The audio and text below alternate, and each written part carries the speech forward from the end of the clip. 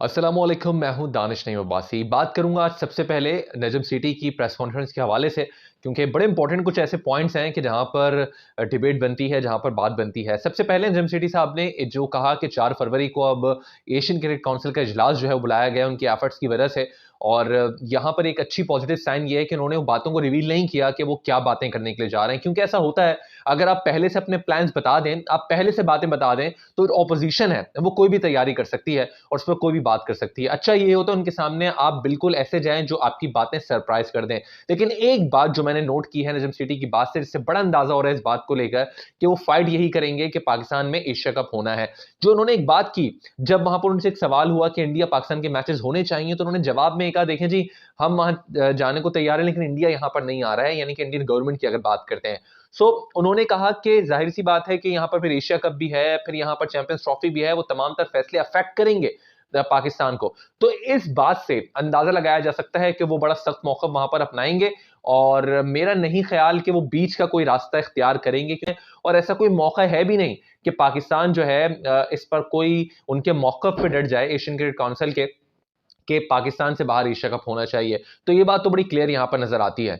फिर एक जो चीज जिससे वो बच के निकले हैं, जिस तरह उनसे सवाल हुआ शर्जील खान के हवाले से, और उन्होंने कहा कि देखिए जी, अगर कोई तगड़ा चीफ सेलेक्टर है तो मुझे कन्विंस कर ले।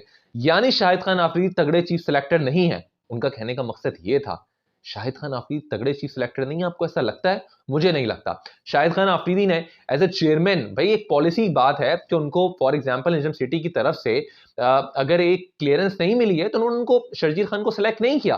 वो उस पर क्या डिबेट करते? यानी कि एक पॉलिसी गाइडलाइन है बोर्ड की जानिब से कि आप उनको सिलेक्ट नहीं कर सकते। बहुत सारी शाहिद खान आफरीदी अगर अगर उस वक्त बहुत सारी बातें मेरा ख्याल है कि बोल जाते, तो फिर ये होता, देखो जी ये बातें बोल के चला गया। मतलब आफरीदी ने उस वक्त चुप साध ली और स्ट्रेट फॉरवर्ड कह दिया कि निजाम सिटी की तरफ से उनको क्लियरेंस नहीं मिली है, तो वो भी बुरा हो गया। अगर उस वक्त आफरीदी खुल के कोई बात कर देते तो वो भी बुरे हो जाते, देखें जी ये चेयरमैन है और ये ऐसी बातें कर रहे हैं। तो मेरा ख्याल ये है कि आफरीदी ने बड़ा सही उसको जवाब दिया था उस बात का। लेकिन यहां पर नजम सेठी साहब ने ये कहना कि वो कोई तगड़ा चीफ सेलेक्टर होता तो मुझे कन्विंस कर लेता। ये चीज जो है ना, ये मेरा ख्याल है कि थोड़ा सा आगे चल के मुझे लग रहा है कहीं हल्की फुल्की जो आग है वो लग रही है Shahid Khan Afridi versus Pakistan cricket board. Aamir के हवाले से दो टोक मौकफ उनका, और ये कहना कि मोहम्मद आमिर जो हैं वो जाएं और रिटायरमेंट पहले वापस लें, उनको रास्ता उन्होंने बेसिकली दिखाया है यही। तो यहाँ पर नजम सेठी साहब ने उनको डायरेक्टली मैसेज दे दिया है, बजाय इसके कि इनडायरेक्टली जाता कहीं से होता हुआ। उन्होंने क्लियर ये बात कह दी है कि भाई आमिर जो है अपनी रिटायरमेंट पहले वापस लें, डोमेस्टिक में परफॉर्म करें और आ जाएं, कम बैक कर लें। तो पीएसएल तो हो रही है, वहां पे आमिर की परफॉर्मेंस हो गई तो डोमेस्टिक ही हो गया ऑलमोस्ट, तो वहां पर उनकी परफॉर्मेंस हो गई तो मोहम्मद आमिर का कम होगा। यस, मोहम्मद आमिर का कमबैक होगा अगर वहां पर उनकी परफॉर्मेंस हो गई, इस बात को आप याद रखिएगा। एक और मोटी बात कि रमीज राजा के हवाले से उन्होंने कहा कि रमीज राजा बिल्कुल कमेंट्री करें, उनकी तरफ से कोई मसला नहीं है और वो कमेंट्री कर सकते हैं, और जो भी ब्रॉडकास्टर्स होते हैं पीएसएल के वो इनफैक्ट कमेंटेटर्स को अप्रूव करते हैं, मेरा इससे कोई ताल्लुक नहीं है। ये बात मैं आपको बड़ा क्लियर बता दूं, और 100% मैं आपको बता दूं कि जो भी ब्रॉडकास्टर्स होते हैं ब्रॉडकास्टर्स के पैनल पे, वो पाकिस्तान क्रिकेट बोर्ड उनको इनडायरेक्टली अप्रूव करता है। ऐसा नहीं है, इवन बॉस्टन से तो पाकिस्तान क्रिकेट बोर्ड खुद राब्ता करता है कमेंट्री करने के लिए, ब्रॉडकास्टर बेचारा कहां से। यहां तो पाकिस्तान क्रिकेट बोर्ड के अप्रूवल के बगैर कमेंटेटर हायर हो ही नहीं सकता। ये बात मैं आपको 100% श्योरिटी के साथ कह रहा हूं। तो यहां पर नजम सेठी साहब जो हैं एज अ सहाफी, क्योंकि सियासत उनको भी आई गई है, तो उन्होंने क्लियरली जो बोल दिया ना कि रमीज राजा साहब जो है वो आ सकते हैं, उनको कोई मुझे कोई मसला नहीं है। तो ऐसा नहीं है, पाकिस्तान क्रिकेट बोर्ड अप्रूव करता है इनडायरेक्टली और उसके बाद जो है कमेंटेटर आते हैं। तो ये बात कह देना कि मेरा से कोई ताल्लुक नहीं, मैं बात मान नहीं सकता, उनका बिल्कुल इससे ताल्लुक है।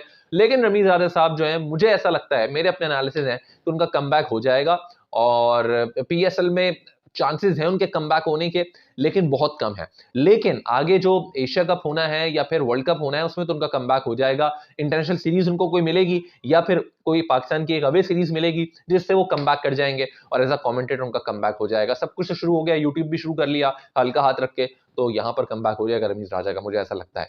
ये नजम सिटी साहब की प्रेस कॉन्फ्रेंस की कुछ मोटी मोटी बातें थी जो मैंने आपसे डिस्कस की। आपको भी अगर कुछ और लगता है तो आप कमेंट सेक्शन में कमेंट्स कर सकते हैं। टेक केयर, अल्लाह हाफिज।